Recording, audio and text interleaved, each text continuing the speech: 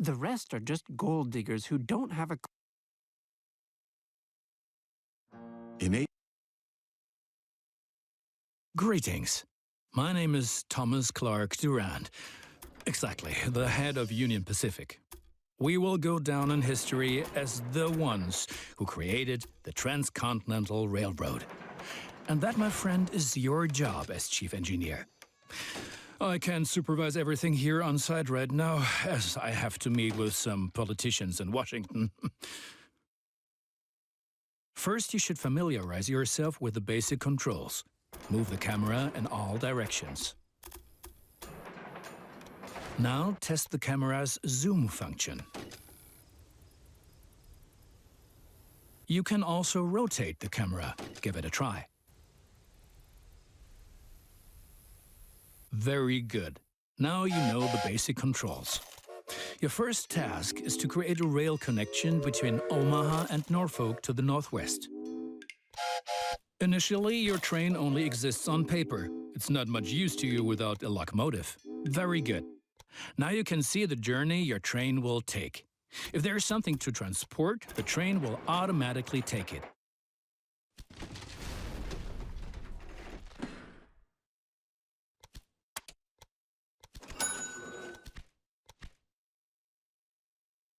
However, as each locomotive needs water, sand, and lubricant on its journey, you have to place a supply tower along the route.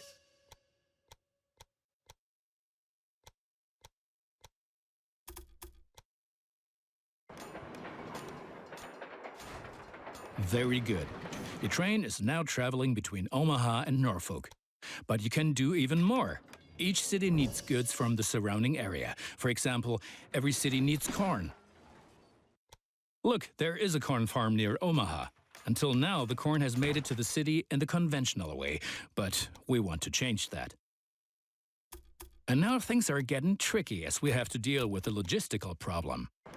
As Norfolk should also enjoy fresh corn, there will soon be 2 trains traveling on the stretch of track between Omaha and Norfolk. Of course, this will then result in a conflict. Since trains cannot travel through each other, you'll need a side track between Omaha and Norfolk. This consists of 1 parallel track and 2 signals. Excellent. However, your trains won't necessarily use the side track, as they generally always take the shortest route. For this reason, you'll also have to specify the direction of travel on each parallel track. Now open Building Construction mode and set up a signal in the highlighted area pointing in the direction of the switch. Trains will then be able to stop here when the single track is in use. Excellent. Now do the same on the parallel track so that each parallel track has a different direction. Place a second signal in the highlighted area and block the track to trains coming from the opposite direction. Very good. I'm sure that it wasn't at all easy. You will soon come to realize that signals are an important aid in guaranteeing smooth rail operations. You will find more information and tips under Hints and Tips.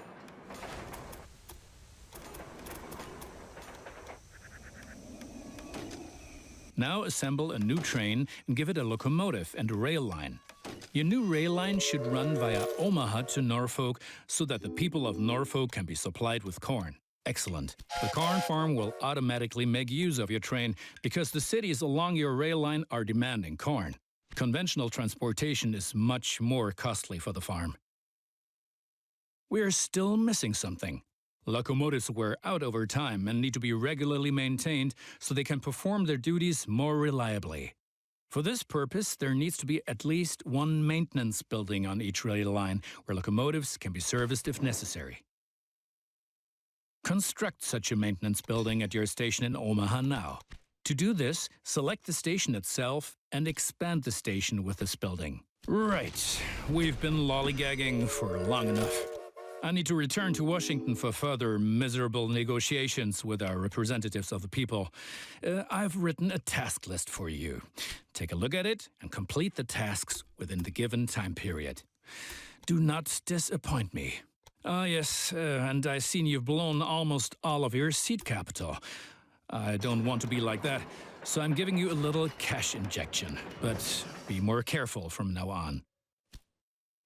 Now you've managed to cross the Great Plains. A masterpiece. Those politicians in Washington get on one's nerves. But now let's get back to your tasks.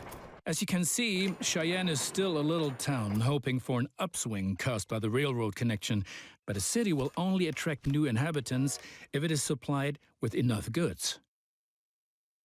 Good, that's finished. You're making progress. You can find out any city's current needs. Now select Cheyenne and view the city's demand for goods. Cities receive basic goods from the surrounding area. If you construct stations in the right places and establish rail lines, your trains will be used to transport goods and you will make profits for transportation. But for this, you have to know what goods a city actually needs. As you can see, Cheyenne currently needs only a handful of goods, and you can only deliver goods that are in demand. As the city grows, it will demand further goods. At the moment, you can supply grain and wood. Both of these goods are available to the north of Cheyenne. Well done. The city will soon grow. You can see how well it is being supplied at any time in the city dialogue. Basically, a city will grow once its demands are sufficiently met. I think you have learned enough. Complete the rest of your tasks. Yes, one more thing.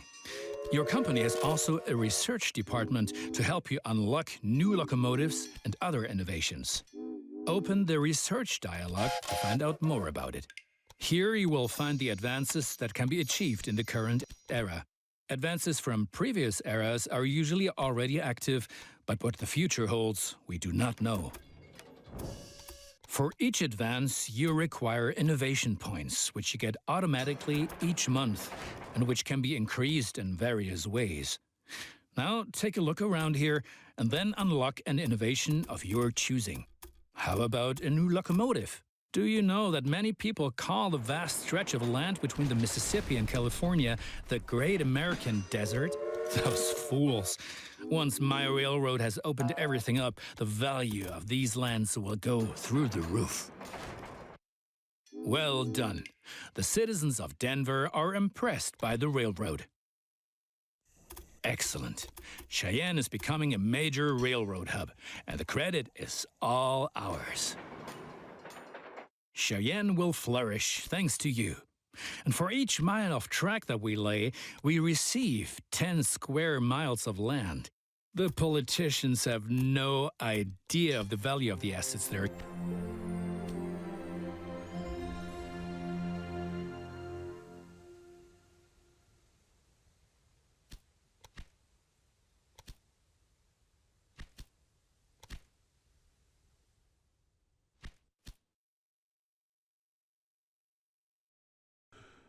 Thank you for watching Randall's Rails on Polar Sharks Gaming.